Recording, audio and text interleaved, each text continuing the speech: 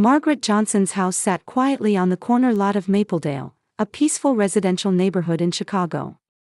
With its white exterior walls and blue-gray roof tiles, and a small but well-maintained front yard where a single old oak tree stood, it wasn't luxurious compared to the neighboring houses, but it was a symbol of the steady life she had built up to this day. Margaret worked as a sales manager at Greenfield Pharmaceuticals, leaving home at 7 in the morning on weekdays and returning around 8 in the evening. Her colleagues sometimes called her the Iron Lady, not out of cruelty, but because of her ability to handle even the most difficult negotiations with composure. She had earned the deep trust of her clients, and her sales performance last year had topped the department. "Ms. Johnson is always perfect," was the general assessment within the company. However, behind that perfect exterior, she carried deep sorrow. 5 years ago, her daughter Emily had died of leukemia. Emily, who was 8 years old at the time, had been everything to Margaret. A bright, curious little girl who talked about wanting to become a doctor someday. The year from when the illness was discovered until her death had been the most painful period of Margaret's life. After Emily's death, Margaret divorced her ex-husband Brian. Neither had intended to blame the other, but in their grief over losing their daughter, their relationship had become irreparably broken. Brian had said, "If you had taken her to the hospital sooner," while Margaret thought to herself, "If you had been home more often." In the end, both understood that neither was really blaming the other, but rather themselves, yet being together only deepened their wounds. After the divorce, Margaret threw herself into work. She worked from early morning until late at night, and spent weekends on paperwork and client visits. Her colleagues didn't know much about her private life. Occasionally, someone would ask, "Do you have children?" But Margaret would only answer, "I used to," and would say nothing more. On weekend afternoons, Margaret had one routine she never missed, visiting Emily's grave at Greenhill Cemetery. She always brought white calla lilies and spent quiet time in front of the small headstone. Sometimes she would play classical music, which had been Emily's favorite, through a small speaker while talking to her daughter in her heart, "Emily, Mommy worked hard again today." The regret of not being able to stay with her until the end still weighed heavily on Margaret's heart. Emily had died while she was away on an important business trip to the West Coast. She had rushed back after receiving the call from the hospital, but her daughter had already passed away peacefully. She was waiting for Mommy, Brian had said, but Margaret couldn't forgive herself. Today, she had just returned from a 3-day business trip to Seattle. When she opened the front door, she could see several envelopes stuffed into the mailbox. There was an electric bill, a credit card statement, and one thick envelope she didn't recognize. The sender was listed as Cook County District Court. Probably just another mistake, Margaret thought lightly as she picked up the envelope. It might be a jury duty summons or perhaps some tax-related procedure. She took off her coat while opening the envelope, and the moment she looked at the document inside, her heart began pounding violently. "You are charged with acts of violence against your daughter." Margaret was speechless. She nearly dropped the papers but caught them frantically, reading the same sentence over and over again. But it was impossible. Her daughter Emily had died of illness 5 years ago. The next morning, Monday, Margaret woke up 30 minutes earlier than usual. She had barely slept the night before, reading and rereading the court documents. Her reflection in the mirror was pale, with dark circles clearly visible under her eyes. However, she followed her familiar morning routine and got dressed. A navy blue suit with a white blouse, and a modest pearl necklace. No matter how disturbed her heart was, keeping her appearance perfect was a survival skill she had developed over the years. The headquarters of Greenfield Pharmaceuticals was a modern 25-story building located in downtown Chicago. Margaret's office was on the 18th floor, with a beautiful view of Lake Michigan from the window. Usually, she would start her day by making coffee and enjoying that view, but this morning she just sat down facing the pile of documents. "Good morning, Ms. Johnson." Sarah Davis entered the office with a cheerful greeting. 28-year-old Sarah was an excellent sales representative whom Margaret had welcomed as a newcomer 3 years ago. With her natural brightness and persistence, she had grown to handle several important clients. "Good morning, Sarah." Margaret tried to sound normal, but there was an awkward quality to her voice. Sarah sensitively picked up on the change. "Haven't you been tired lately? Did you rest well over the weekend?" "Yes, I'm fine. Thank you." Margaret smiled, but her smile looked more artificial than usual. "Shall we check today's schedule?" 3 meetings continued through the morning: a sales strategy meeting for new drugs, a quarterly performance review, and a discussion about contract renewal with major clients. Margaret provided her usual accurate analysis and proposals, but deep in her heart, she couldn't stop thinking about last night's documents. The words, "acts of violence against your daughter," kept flickering through her mind even during the meetings. When lunch break came, Margaret returned to her office and closed the door. With slightly trembling hands, she dialed the phone number of the law firm she had noted down the night before. "Harrison and Associates Law Office. This is Margaret Johnson. I received charges from the court last night, and I'd like to request a consultation. Please hold for a moment." While the hold music played, Margaret felt her palms sweating. Since Emily's death, she had tried to avoid any involvement with legal matters. Even the divorce proceedings, she had kept to minimal involvement. "Thank you for waiting. Attorney James Harrison will speak with you." A low, calm male voice came through the phone. "Ms. Johnson, what kind of charges are involved?" Margaret explained with a trembling voice. "I'm being charged with acts of violence against my daughter, but this is a mistake.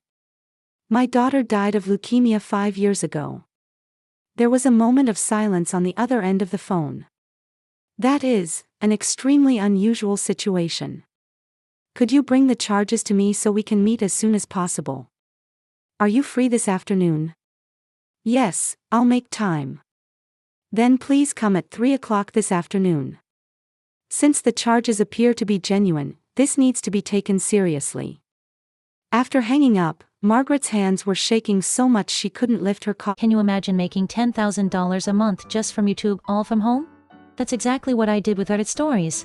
No face, no voice. Check the link in the description if you're curious. Coffee cup. The cup made noise on the desk, spilling some of its contents.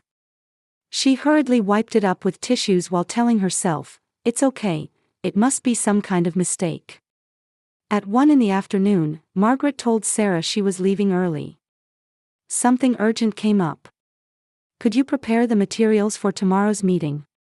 "Of course. But are you really okay? You look very pale." Sarah's eyes showed concern. "Thank you for worrying about me. But I'm fine," Margaret answered while putting on her coat. "Call my cell phone if anything comes up."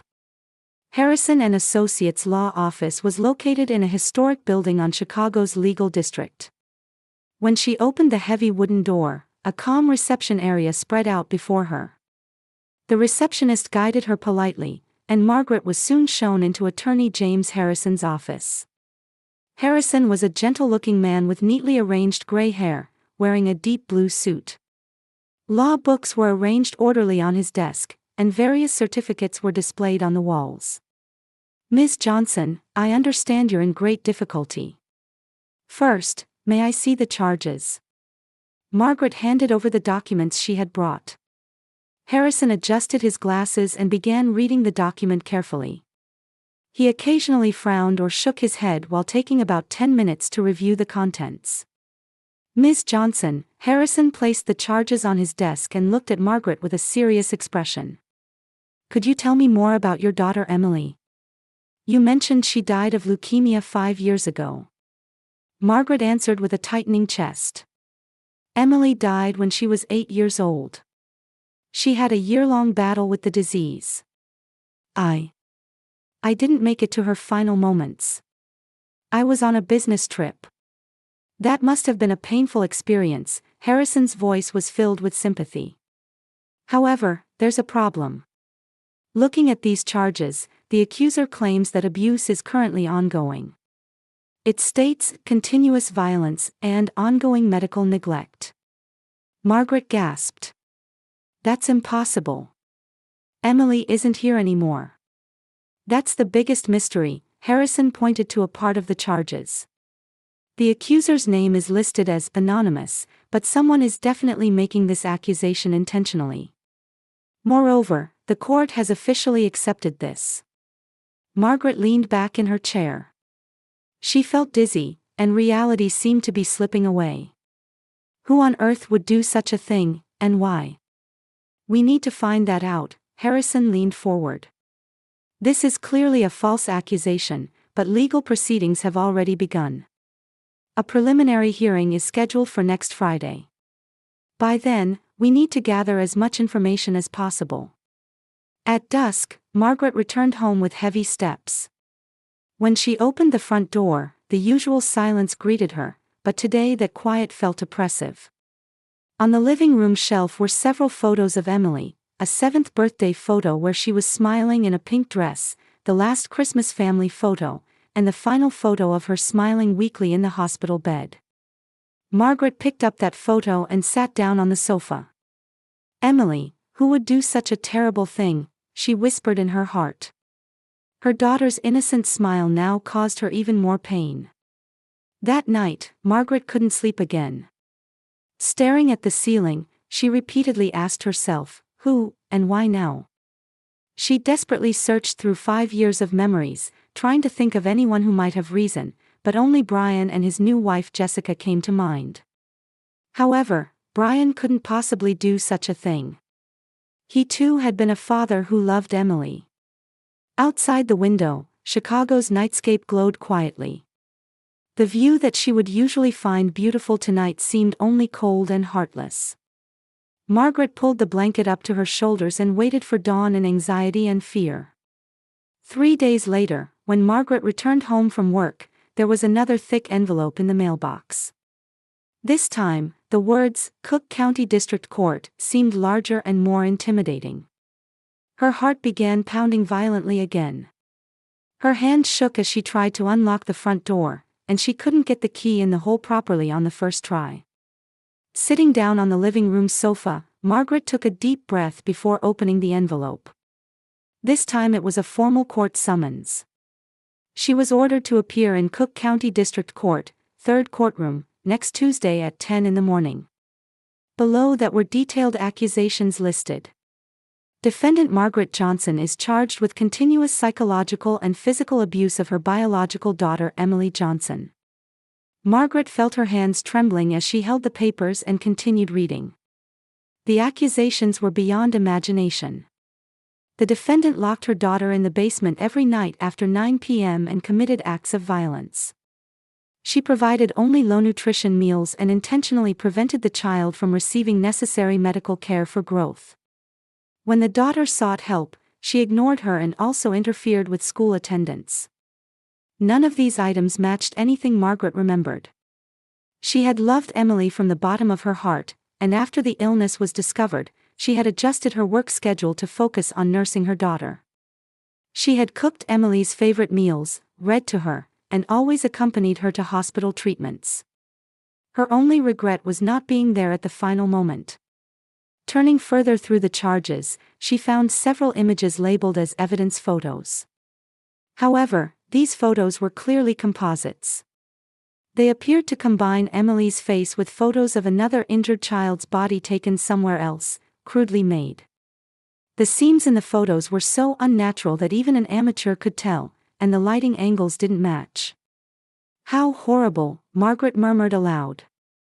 To use photos of her deceased daughter to create such vile fabrications. A mixture of anger and sadness overwhelmed her, and tears streamed down her cheeks. She looked for the accuser's name, but again it was only listed as anonymous. However, at the bottom of the document, printed in small letters, were the court clerk's name, a processing number, and unexpected information, evidence submitted by Jessica Miller, Representative, Attorney Robert Smith. Jessica Miller. Margaret remembered that name. It was the name of Brian's current wife.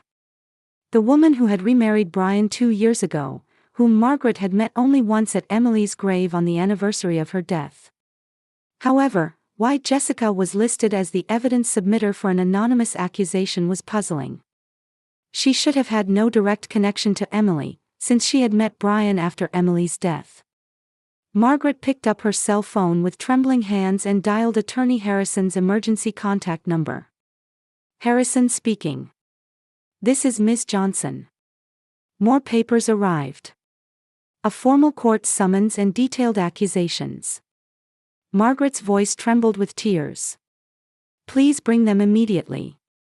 Tonight is fine if necessary. This is an emergency. An hour later, Margaret was back in Harrison's office. Despite the late evening hour on a weekday, Harrison had readily agreed to meet. His office was filled with the warm aroma of coffee, and the lamp on his desk cast soft light. Harrison read the charges carefully, occasionally sighing deeply. When he saw the attached photos, his expression became stern. This is clearly a false accusation. Harrison removed his glasses and wearily put his hand to his forehead. However, there's a problem. The court has officially accepted this, meaning legal proceedings are moving forward. But the evidence photos are obviously fake. Even an amateur can see their composite photos. That's correct. However, in court, we need to prove that. And most importantly, Harrison pointed to a part of the document. Jessica Miller is listed as the evidence submitter. Your ex-husband's current wife. Margaret nodded.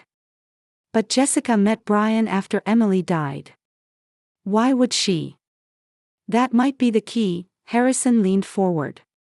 False accusations always have motives: financial gain, revenge, or to obtain some legal advantage. Ms. Johnson, do you know anything about your daughter's estate or inheritance? Margaret thought. There's a trust fund established in Emily's name. My parents set it up for her future. I believe it was about $5 million. When Emily died, there were complicated legal procedures regarding its management. That's it. Harrison's eyes sharpened. If you were convicted of child abuse, it could affect the inheritance rights to that trust fund. Especially if your ex-husband has remarried, that could represent significant financial benefit to his new spouse. Margaret was appalled. You mean, for money? Unfortunately, such cases aren't uncommon, Harrison continued with a serious expression. Especially when the victim is already deceased, they can't argue back. It's a calculated and malicious crime. But I can't believe Brian would be involved in something like this. He loved Emily too. Perhaps Brian doesn't know anything about it. It's possible his new wife is acting on her own. Harrison stood up and looked out the window. In any case, we must fight this. By next Tuesday, we need to prepare as much counter-evidence as possible. What should I do? Margaret's voice was despairing. First, we'll hire a private investigator.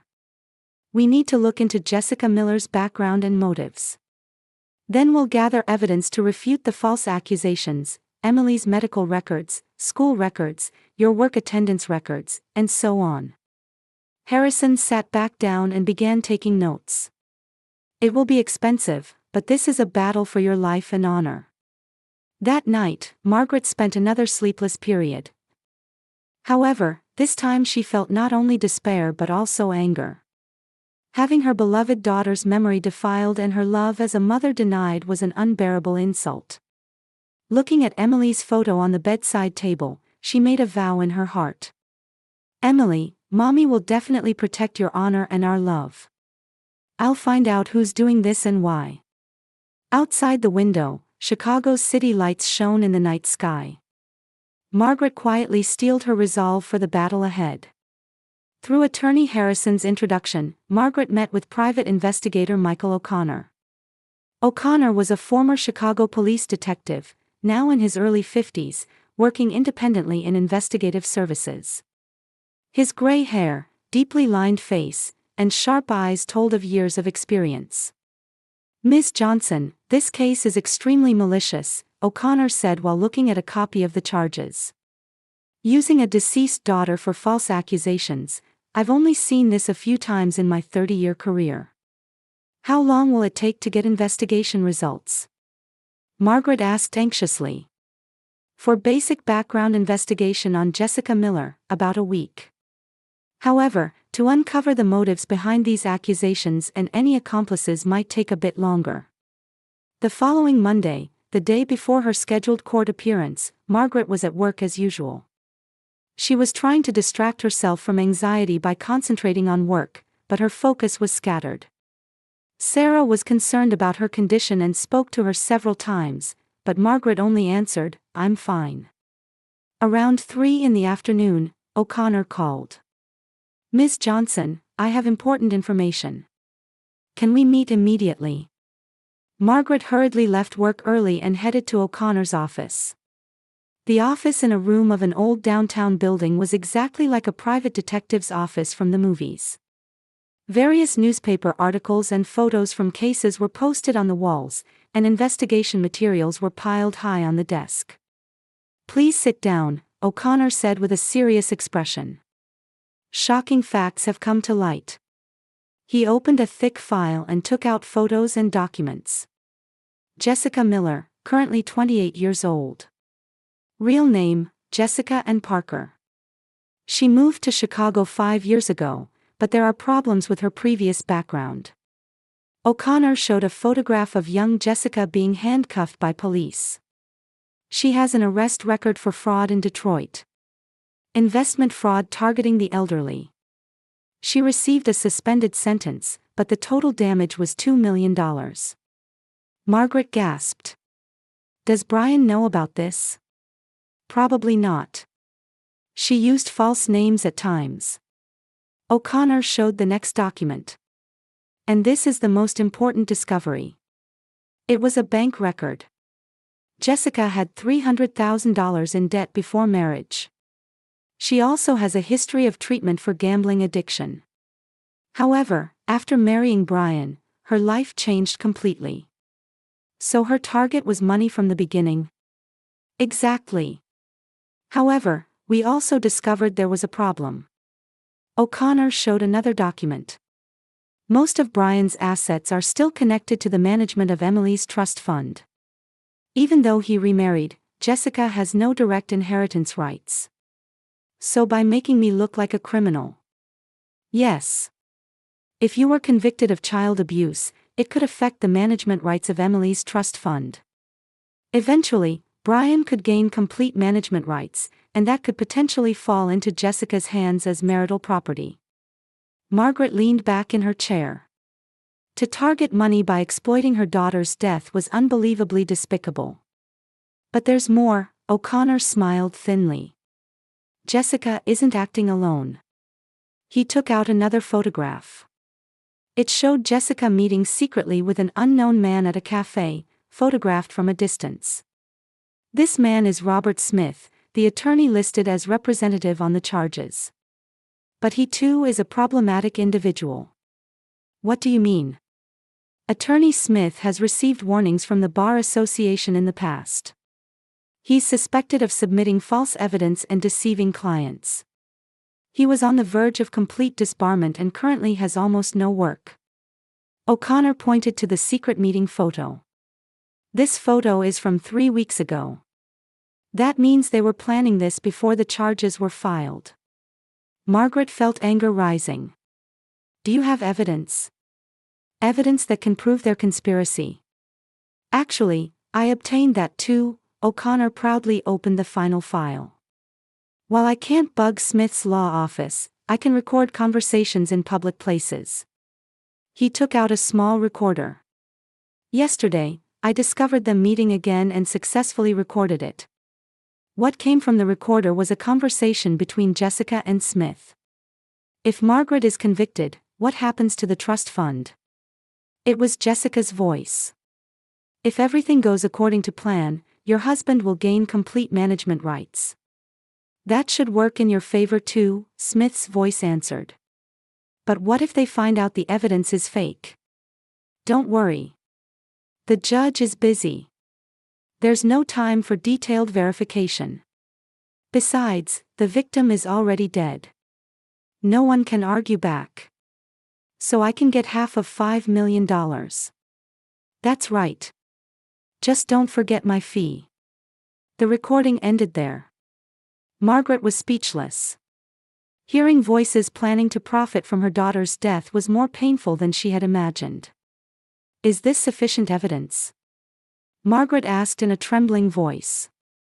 More than sufficient, O'Connor answered with satisfaction. If we submit this recording and investigation materials at tomorrow's court hearing, the charges will be immediately dropped. And Jessica and Attorney Smith will be arrested for fraud. Margaret sighed deeply. Brian didn't know anything, did he? As far as the investigation shows, he was completely deceived. In fact, he could also be considered a victim, O'Connor said while organizing the materials. Betrayed by his wife, and even his deceased daughter's memory was defiled. That night, Margaret contacted Attorney Harrison and reported O'Connor's investigation results. Harrison said excitedly, "Excellent. We can achieve complete victory in tomorrow's courtroom. And this recording can also be used as evidence for criminal charges." Should I tell Brian in advance? Margaret asked hesitantly. I'll leave that decision to you. However, when the truth comes out in court tomorrow, he'll be greatly shocked. After hanging up, Margaret stood by the living room window, gazing at Chicago's nightscape. She picked up Emily's photo and spoke to her in her heart. Emily, Mommy found the truth. Tomorrow, I'll protect your honor. And I'll make sure those who used you receive their punishment. The next day, Cook County District Court's third courtroom was filled with tense atmosphere. Margaret sat at the defendant's table alongside Attorney Harrison, while the prosecutor and Attorney Smith sat across from them. Jessica sat in the front row of the gallery, occasionally glaring at Margaret. Brian was also in the gallery, but his expression was full of confusion. The judge entered and the hearing began. However, when Harrison submitted the investigation materials and recording tape as evidence, the atmosphere in the courtroom changed completely. When the recording was played, Jessica's face turned pale, and Attorney Smith frantically tried to stand up. But court security officers were already waiting near them. "This is a trap," Jessica shouted. "You're an unfit mother. You let your daughter die." Margaret quietly stood up, turned around, and looked at Jessica. Emily said, "I love Mommy until the very end. I loved my daughter with all my heart, and I still love her. Unlike you, who would exploit a dead child for money." The judge banged his gavel and ordered silence. Then he ordered the immediate dismissal of the charges and the arrest of Jessica Miller and Robert Smith on fraud charges. 3 months later, Jessica received a 5-year prison sentence for fraud and false accusation. Attorney Smith was disbarred and sentenced to 3 years in prison. Brian immediately began divorce proceedings with Jessica. After the court hearing, he bowed deeply to Margaret. "Margaret, I'm truly sorry for doubting you." Tears welled up in his eyes. Margaret smiled gently. "It's okay now, Brian. You were deceived too. I think Emily is at peace in heaven." On the day they visited Emily's grave at Greenhill Cemetery together, Margaret made a report in front of the small headstone. "Emily, Mommy was able to protect you. The people who tried to soil your name have been properly punished." While placing white calla lilies, Margaret told Brian of an important decision. "I've decided to donate Emily's entire trust fund to the Pediatric Cancer Research Foundation. I think Emily would be happy about that too." Brian nodded deeply. "I think that's best. If Emily's memory can be used to save someone else." That evening, Margaret left the cemetery alone. The setting sun illuminated the oak trees, casting gentle light on the headstones. As she walked, she thought to herself, "What is a real family? It's not just blood relations. It might be love, trust, and hearts that care for each other.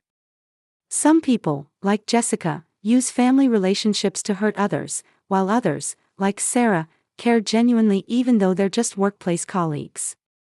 The definition of family is probably broader than we think. The following Monday, Margaret came to work with a bright expression. After a night of good sleep for the first time in a long while, her face in the mirror had regained its vitality. "Good morning, Ms. Johnson," Sarah called out cheerfully.